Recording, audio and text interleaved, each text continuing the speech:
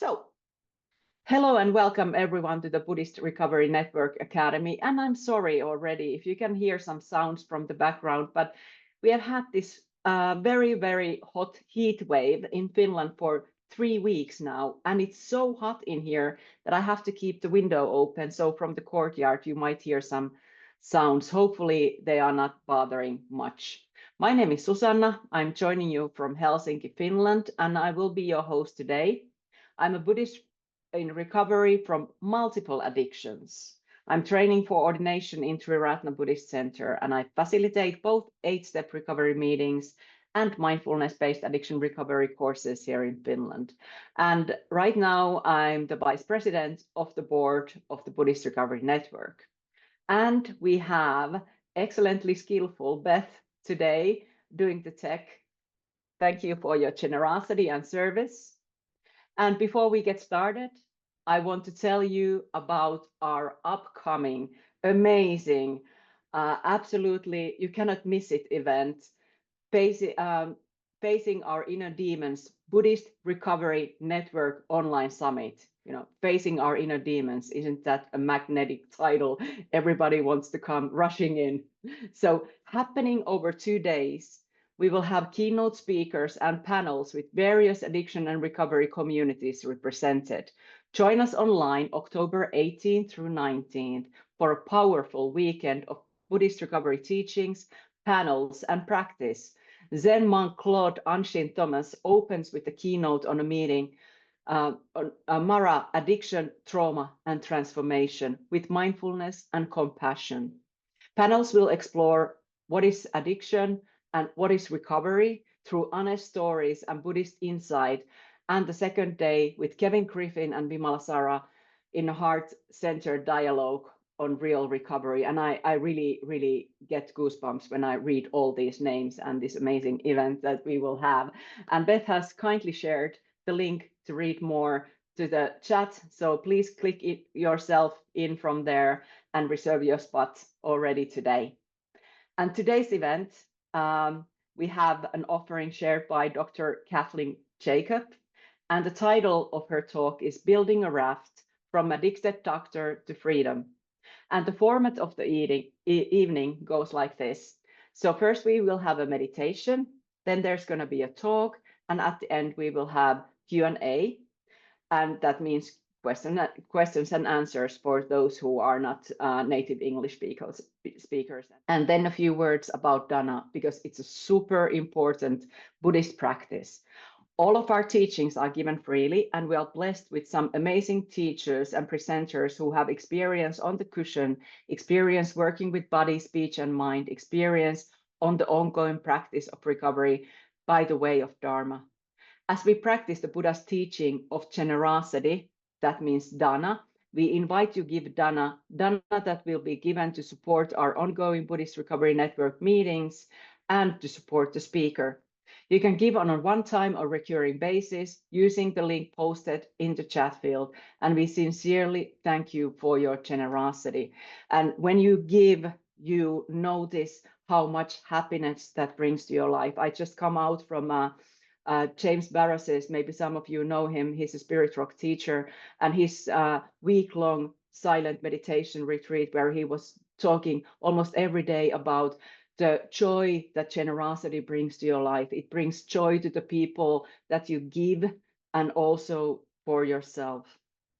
And Beth is sharing the information in the chat field to how you can share the dana. And then I'd like to introduce our guest. So Dr. Cathryn Jacob is a retired medical doctor who has been in recovery for several years. She initially worked a 12-step program and became a sponsor, but grew uneasy with the concept of a higher power. This led to her to explore alternative approaches and eventually transition to a dharma-based path to recovery. A trained meditation instructor, Cathryn completed the year-long secular Dharma course in 2023, led by Martin and Stefan Batchelor with Bernard von Kloss through Bodhi College. She currently serves on the boards of the Sick Doctors Trust, a charity that supports doctors and dentists with addiction, the Buddhist Recovery Network, and Tubhiri, a publisher dedicated to early Buddhism from a secular perspective. And Cathryn, you can correct my pronunciation afterwards. Before retiring from medical practice, Cathryn obtained a Royal College of General Practitioners diploma in drug and alcohol addiction and treatment, together with Vince Cullen, who you have seen here quite a few times. She's developing RAFT, which is RAFT recovery, which has grown out of ELSA recovery and the fifth precept meditation group. RAFT recovery draws on deep Buddhist wisdom, integrating these enduring teachings with contemporary insights from neuroscience, psychology, and philosophy. And the talk, Building a Raft, from Addicted Doctor to Freedom. In this talk, Dr. Cathryn Jacob shares her personal journey from the depths of alcohol addiction to a life of greater freedom and understanding. Despite having, on the surface, what many might consider a successful life, a respected medical career, a loving husband, and a home in the countryside, she struggled for years with the dependence on alcohol, unable to cope with the inevitable pain, challenges, and disappointments that life brings. Cathryn will reflect on her time in a 12-step program when she eventually became a sponsor, and how growing discomfort with the concept of a higher power led her to explore other paths. This search brought her to the Dharma, and more specifically, the secular Dharma, where she discovered a new way to live life on life's terms. She will also introduce RAFT to Freedom, a Dharma-based approach to recover that she is developing with Buddhist recovery teacher Vince Cullen. RAFT to Freedom integrates the wisdom of early Buddhism with insights from contemporary neuroscience, psychology, and philosophy, offering a grounded and holistic path to healing and transformation. And here is Dr. Cathryn Jacob. The screen is yours. Thank you, Susanna. It's such a privilege to be here today with all of you, whether you're someone who's navigating the stormy seas of addiction for years, or whether you're just beginning to explore healing and freedom. I just want to say welcome, and you're in the right place, and I'm honored to share this time with you. So we're going to start today's session with a 10-minute semi-guided meditation. So please just take a few moments to settle in. Find a posture that feels grounded and uplifting. That's one that expresses your heart's desire for peace, healing, and freedom. And if it feels comfortable for you, just let your eyes gently close. Let your face soften or relax.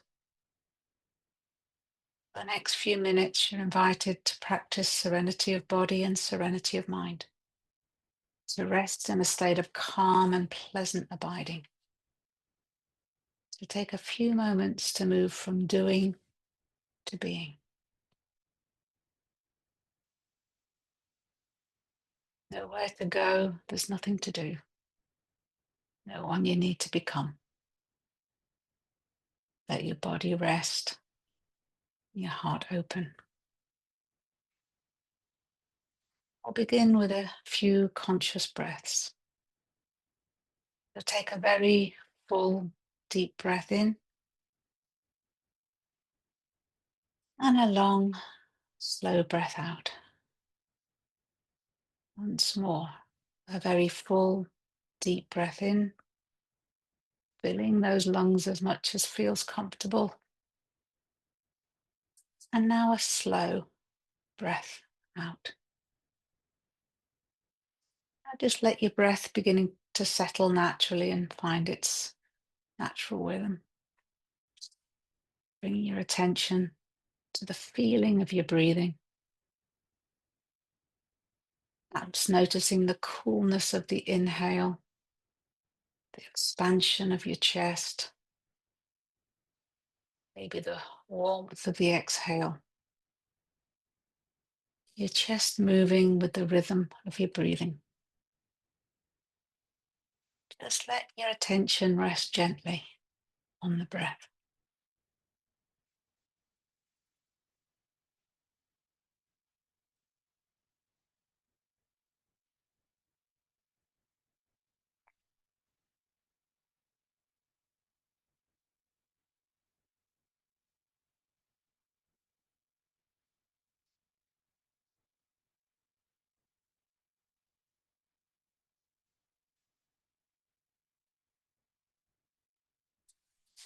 If you find it helpful, you might wish to silently say to yourself, breathing in, I'm fully aware that I'm breathing in. Breathing out, I'm fully aware of the full out breath.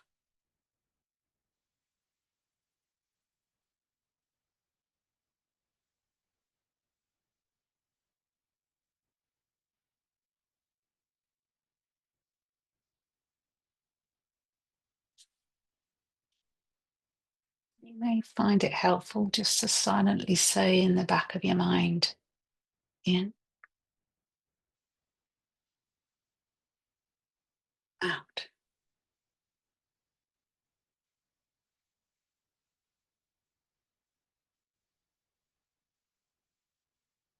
It's just this moment, just this breath.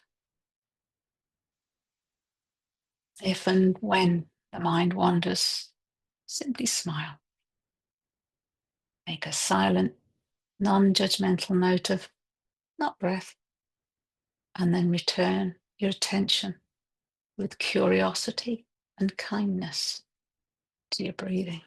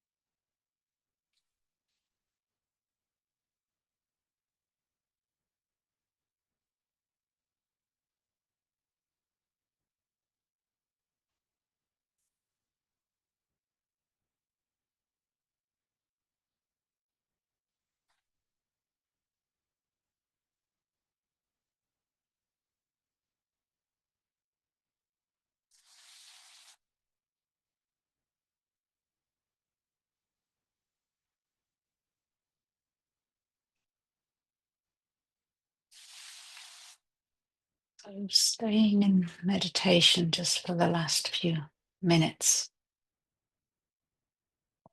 You might want to just bring a hand to your chest, to wherever you imagine your heart center might be, and silently offer yourselves these gentle phrases. May I be free of pain and sorrow.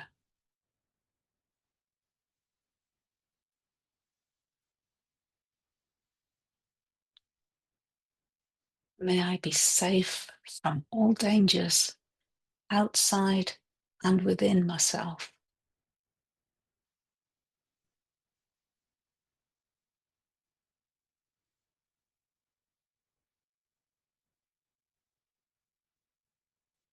May I take joy in my good fortune.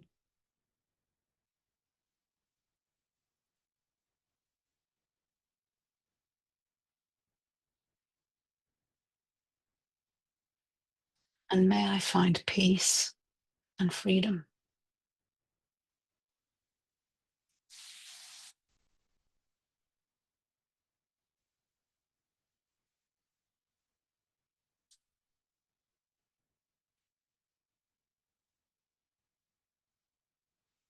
May I be free of pain and sorrow.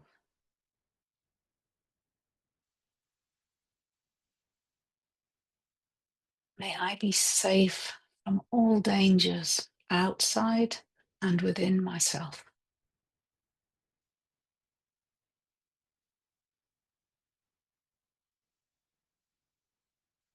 May I take joy in my good fortune.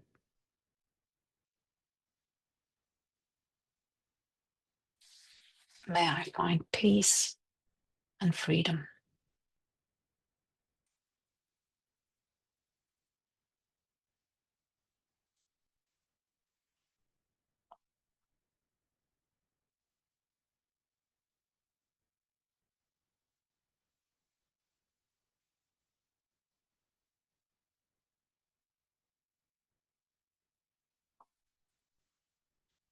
So softly and slowly, and in your own time, just gently come back. Just take a few moments to just notice your surroundings, the colors, the shapes, the sensations. And you're welcome to stretch, shift, or just simply stay still for a little bit longer.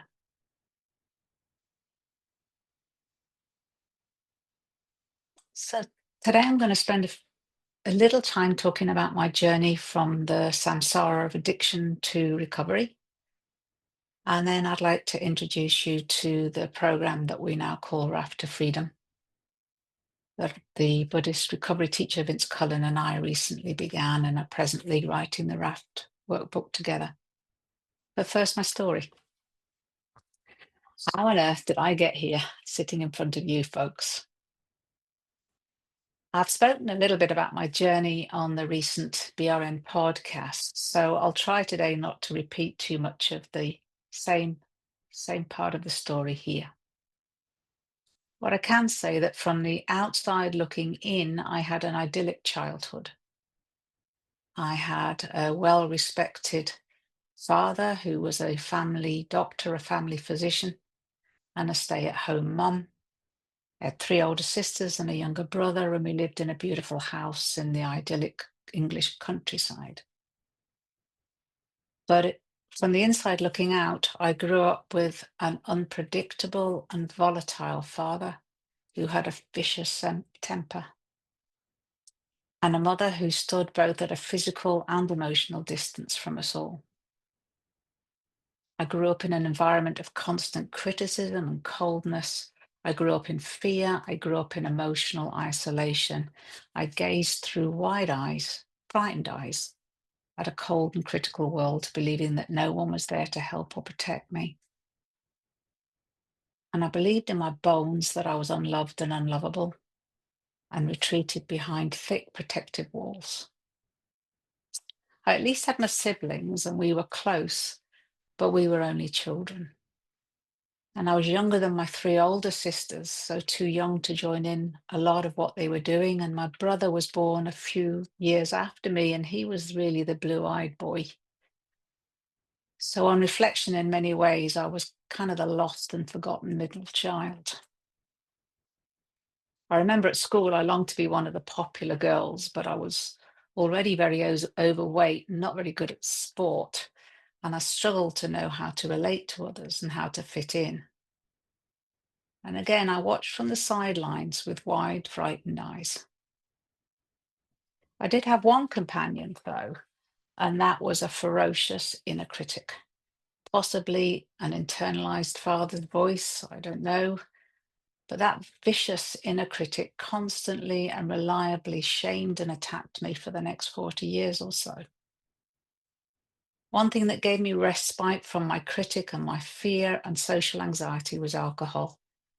And from the start of my drinking, I never had a stop button.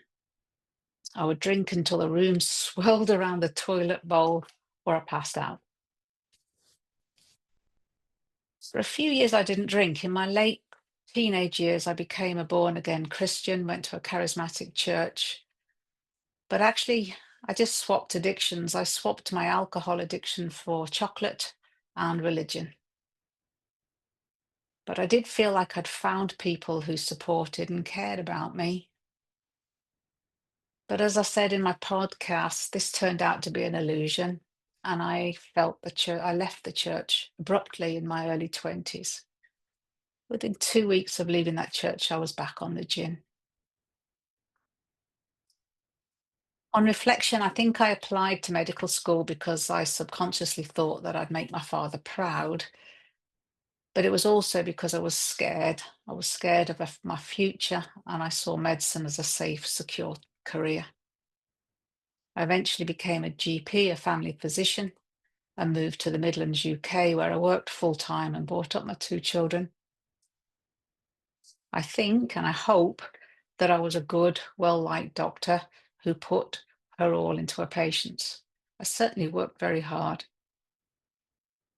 I'd chosen a career that provided me with numerous positive rewards from my patients, but it was also a very emotionally draining job. I cared for my patients deeply, but I had nothing but hatred and disdain for myself.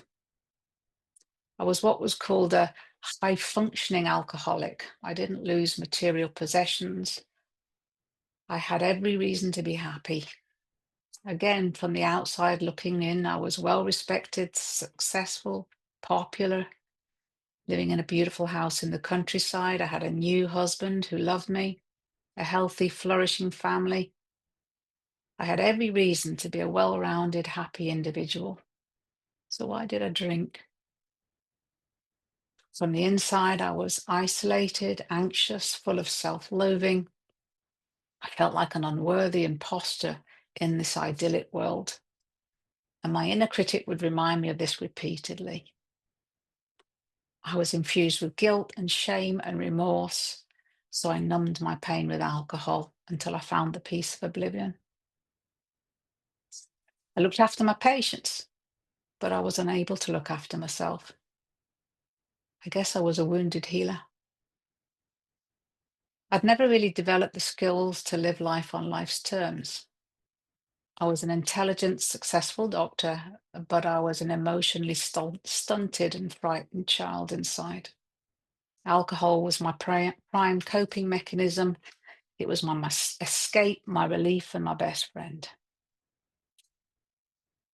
In my very early 50s, a series of very traumatic life events sent my drinking spiraling into a new stratospheric dimension. And although I never did drink at work, I would be thinking about it when I was at work. I'd be promising myself the reward of alcohol if I could get through another minute, another hour, another day. And although I never drank at work, I would be hungover when I arrived, and I would have withdrawal symptoms by the middle of the morning. I'd be agitated and anxious, and I had a tremor at work that only settled when I went home and had a drink. I'd be smiling and happy and warm in front of the patients, but as they walked out of the consultation room, I would slump with my head in my hands, counting down the number I needed to see before the reward of a drink. I was in such deep denial of my addiction that I told myself stories to justify my drinking. I told myself that the withdrawal symptoms were the menopause, that everyone drinks this much, I'm not unusual. I used to hide alcohol all around the house, but I told myself that if my husband drank like normal people, then I wouldn't have had to have hid it. I also told myself that I could stop if I wanted to. And then things began to unravel.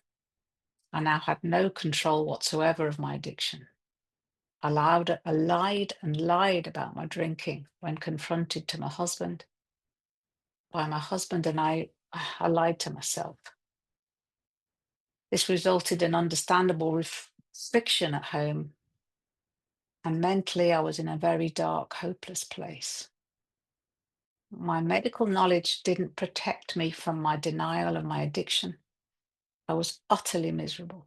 I was scared, isolated, and alone. I couldn't imagine a life without my best friend, alcohol, but how on earth was I going to cope without it? But I knew that if I didn't stop, I'd lose everything. So one day I decided to stop drinking, but I couldn't stop. Every morning I promised myself not to drink that day, and every evening I would load up with alcohol, hide it all over the house, stagger about, walking into furniture, denying I was drunk, and then passing out on the sofa. So the spiral of fear and shame fueled my inner critic alongside my physical withdrawal symptoms, and uncontrollable cravings only exacerbated my compulsion to pick up another drink. By this time, my best friend had become my worst enemy, my antidote had become my poison, and my inner critic loved it. As I talk about in my podcast, one day I was driving home from work and I suddenly realized I was sick. We call it a moment of clarity. I remember saying to myself, my goodness, Cathryn, you're sick. You need help. You're ill.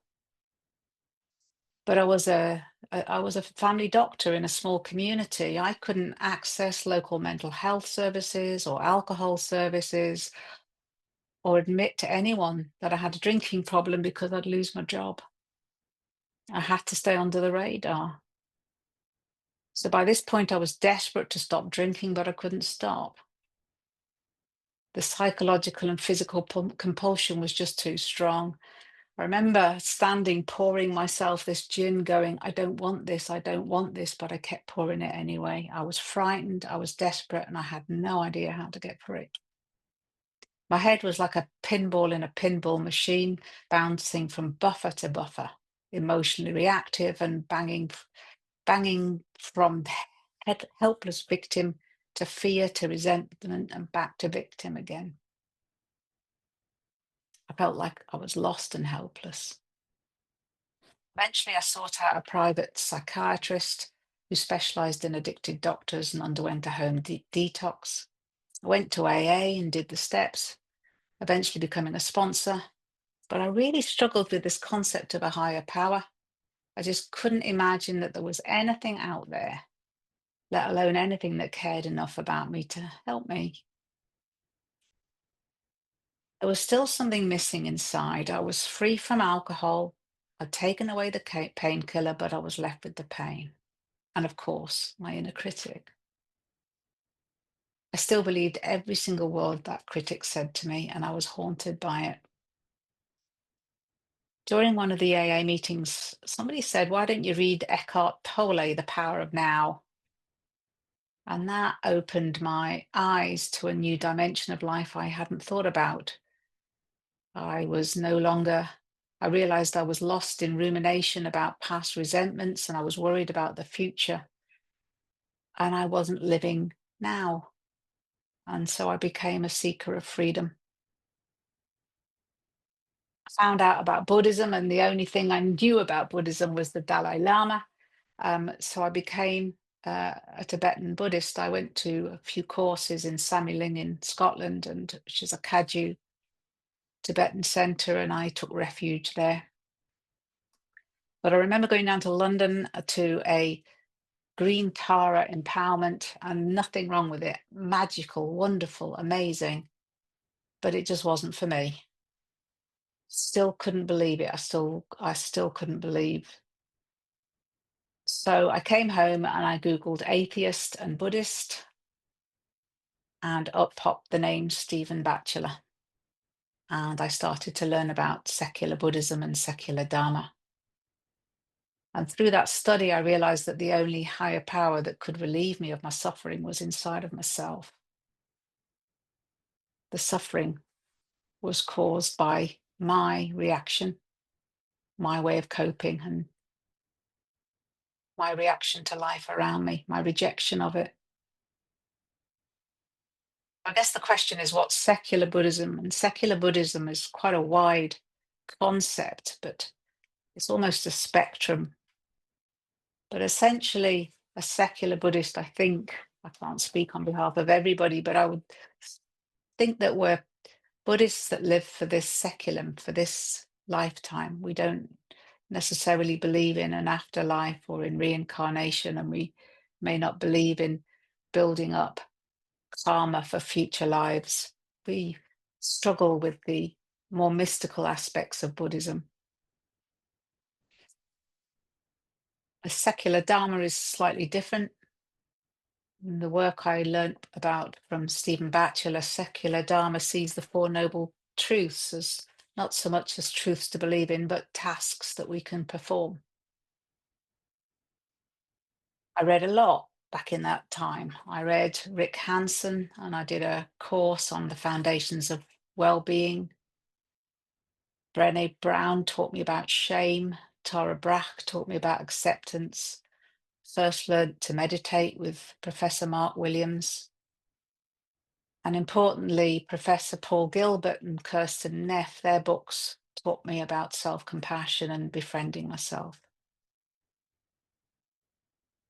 Just before COVID, I went on a retreat with Martine Batchelor, and during COVID, I studied more about Stephen's work with the online courses through Bodhi College. And then I was very fortunate to get on the Bodhi College Secular Dharma course, which was a year-long course with Martine, Stephen Batchelor, and Bernard Fontclos. I remember the first evening, really nervous, and Stephen asked us all why we're there. And my answer was, I want to learn to live life on life's terms. That course was life-changing for me, and I did.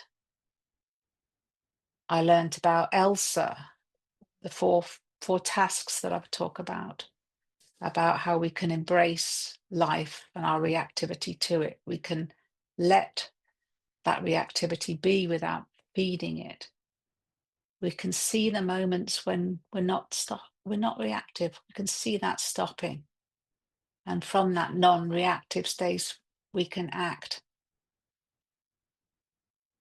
I learned about the cartography of care, which Stephen's written, which draws upon the ancient Buddhist teachings, but sees them as skills and virtues that we can use to help us to perform these tasks. I transcribed the talks, and hopefully there's a book coming out from Tufuri, about 18 of the talks, and then either at the end of this year or the beginning of next. But I did realize that if these teachings had helped me, maybe they could help somebody else, and maybe they could be adapted to addiction recovery. And I formed Elsa Recovery. Vince Cullen had been on the same course as me, and he agreed, thankfully, to help me, and we both started writing it. And again, very quickly, Vince was running the Fifth Precept meditation group, and I was running the Elsa group, and we had separate Zoom accounts and separate meetings. But we realized that we were both heading in the same direction. So we decided that we would join forces, and Elsa Recovery and Fifth Precept meditation group became RAFT Recovery. But again, a few weeks ago, we noticed that folks who suffer from destructive urges and compulsions that don't normally identify as being addicted or even Buddhists would also benefit. So very recently, we renamed the group RAFT to Freedom. So what's RAFT to Freedom? It's a transformative program and workbook that's designed to support anyone navigating the human struggle with craving, compulsive behaviors, and self-sabotage. As I've said already, you don't have to identify as having an addiction or even being a Buddhist. But this program offers tools for anyone seeking greater peace, clarity, and freedom. There are many excellent Buddhist and non-Buddhist recovery programs. We are simply offering another option for folks to explore. Many in our group attend both our group and 12-step or Buddhist recovery groups, and their experience and knowledge can only help us all.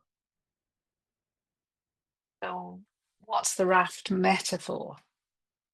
Imagine yourself on a dangerous shore, the place of destructive compulsion, addiction, reactivity, and confusion. And the far shore represents liberation, a life of peace, clarity, and contentment. The question is, how do we cross? And the Buddha, Gautama the Buddha, said, we build a raft using the tools and resources available to us, and we set sail. So at its core, Raft to Freedom combines ancient wisdom, which will include concepts like the 5 precepts, we call them the 5 gifts, generosity, the 4 foundations or anchors of mindfulness, the Brahma Viharas, the 4 resolves or great efforts, the 5 powers, the 7 factors of awakening, the 5 hindrances, the Eightfold Path, and so forth.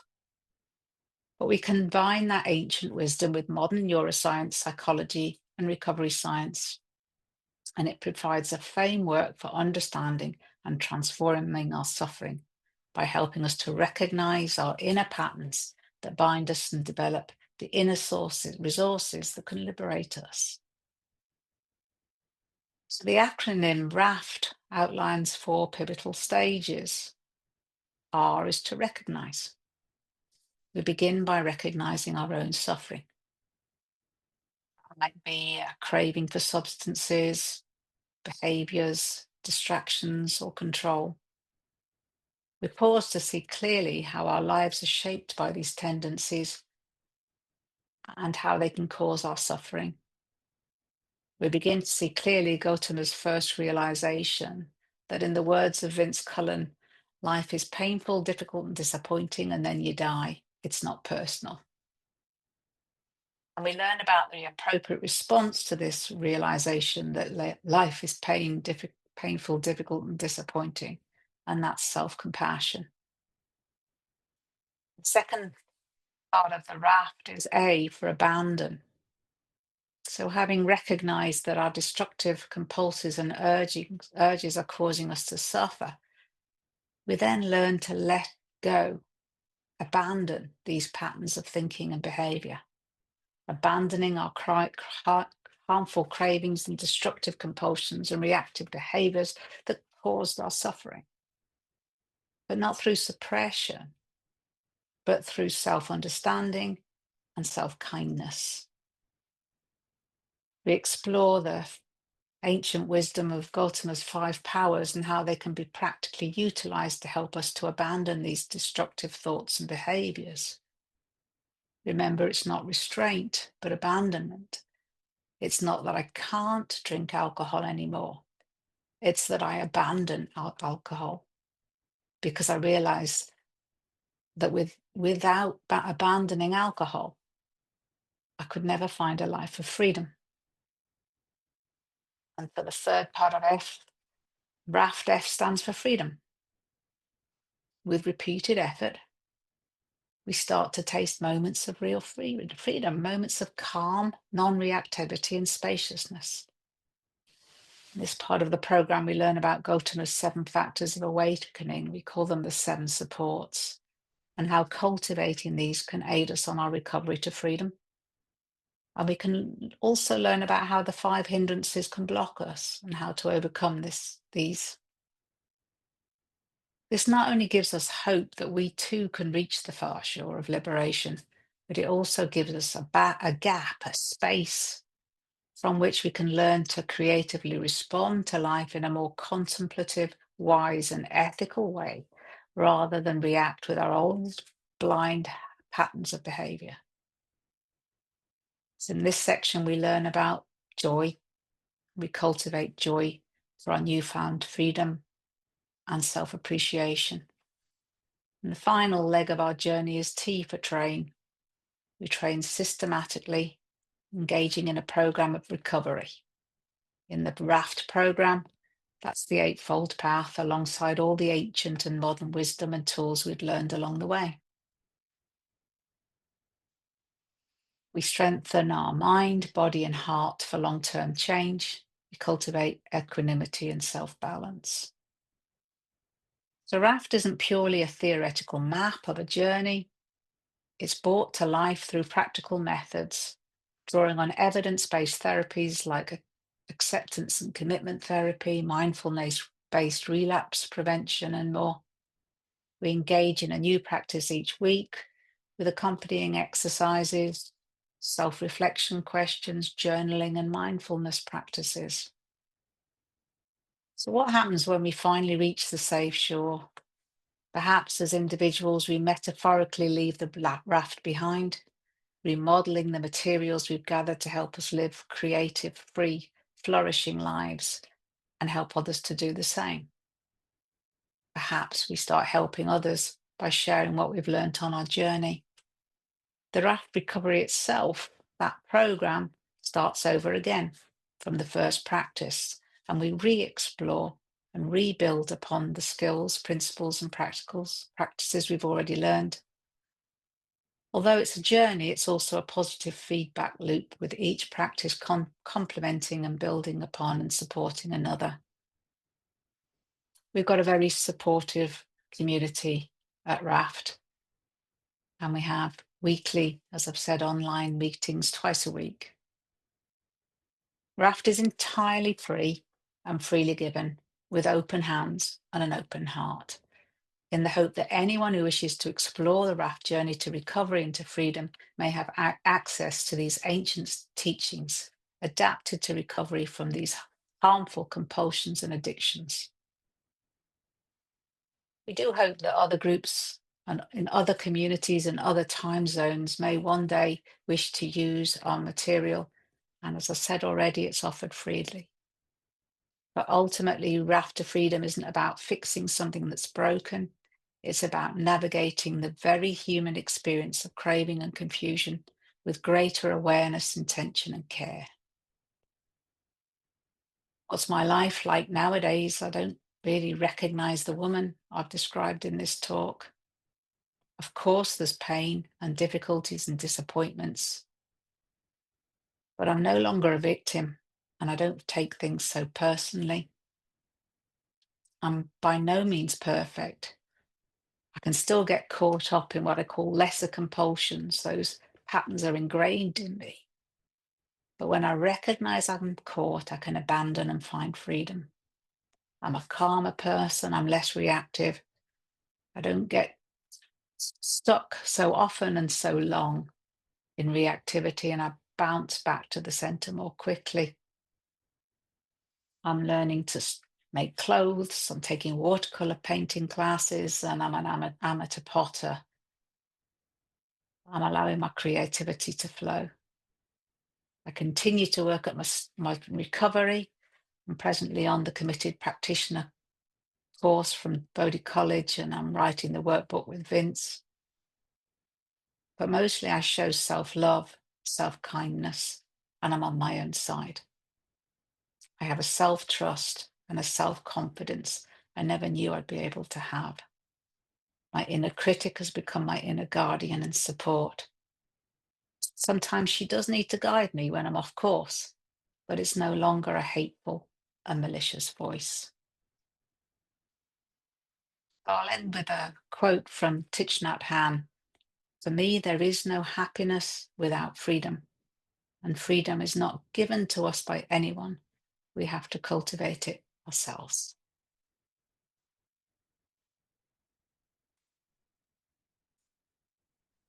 Thank you, Cathryn, and you can send your hearts, and we learned last time that you can also send these waving hands. Thank you for your talk. That surely sounds so interesting, and hopefully people have a lot of questions for you, because now it's time for the Q&A, but I will explain a little bit about that before we start. So you can either raise hand with the raise hand option, wave your hand like this, or type your question to the chat field, or you can send the question directly to me. So But otherwise, if you don't want to be anonymous, you can send your questions to everybody so that they can be seen. And if your name is called, you will be coming live to ask your question. Then you can open your mic. And unfortunately, sometimes it happens that we don't have time for all the questions. And we will start wrapping up 5-2. Thanks to respecting that. And we have our first hand up, Brent.